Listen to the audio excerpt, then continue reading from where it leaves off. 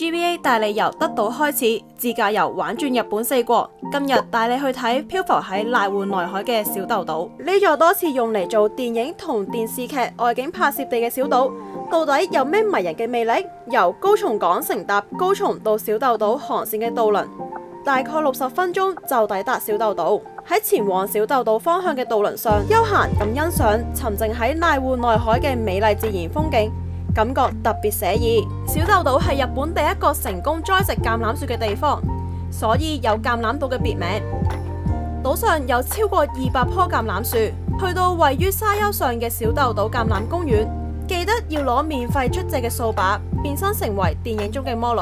喺同瀨戶內海形成美麗對比嘅白色風車前，化身為主角琪琪，騎住掃把一躍而上，影低屬於你嘅天空之照。天使之路位於小豆島西南方，一日只會2次退潮嘅時候，先會從海中浮現嘅沙洲小徑。聽講同所愛之人一齊行過呢條天使之路嘅話，就可以得到幸福。呢個傳說亦都令呢度成為戀人聖地。登上天使之路前方嘅小山丘，可以從觀景台上將平靜嘅瀨戶內海盡收眼底。GBA 設有日本5大航點，快啲嚟預訂，開啟你嘅日本自駕之旅。